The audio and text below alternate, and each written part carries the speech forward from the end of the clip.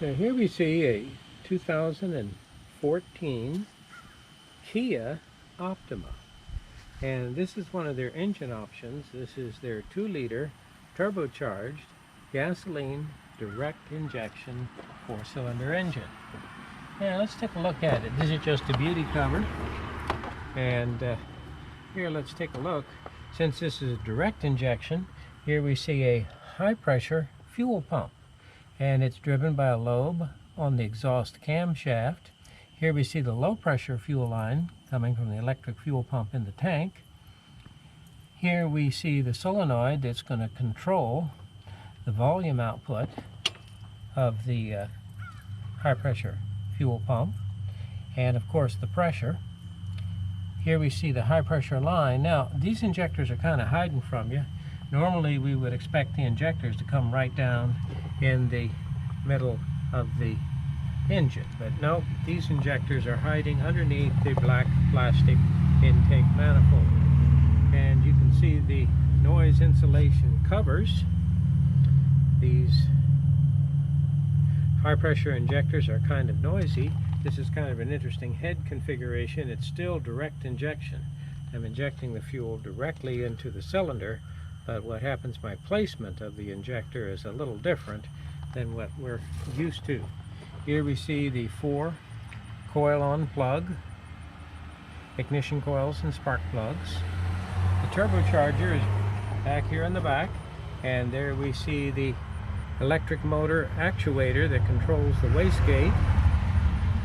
Now of course we see the air cleaner up there behind the battery, and there the inlet there of the compressor. The discharge of the compressor comes around, and here I see a valve that allows me to dump boost under certain operating conditions, and there we see the solenoid that's going to control it. And as we leave the compressor, we go through a heat exchanger, rather large one, looks like an auxiliary radiator. We can see it here if we look down on in front of the battery. And there it is, a great big heat exchanger. This is the air-to-air aftercooler for the compressor. And there we're going to leave the aftercooler and go to the throttle body. And there we have the throttle body with its servo actuator. And this is the intake manifold. So there we have the intake manifold, and there we see the manifold absolute pressure sensor. Now as the engine starts and runs, it runs smoothly. It has adequate power for the vehicle, no question about that. It's certainly not a super high performance vehicle, but it is certainly a respectable vehicle.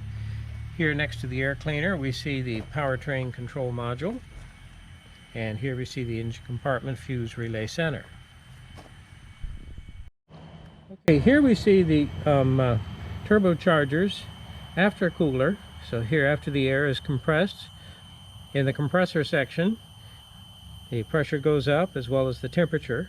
In order to get maximum benefit from the boost that's produced by the compressor, I got to bring the temperature of the air back down, and this is what is going to allow me to do that. So this is going to be air-to-air aftercooler, and leaving the aftercooler we go right up to the throttle body and there to the intake manifold. And you'll notice that we have a pressure sensor that's measuring boost pressure,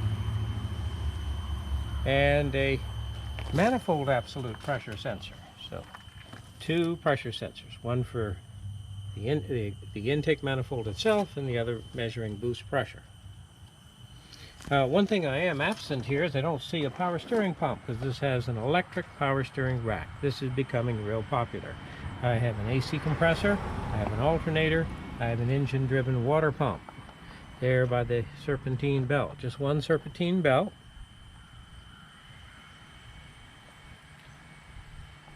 So I think Kia certainly has a winner with the Optima. Reasonably priced luxury performance car.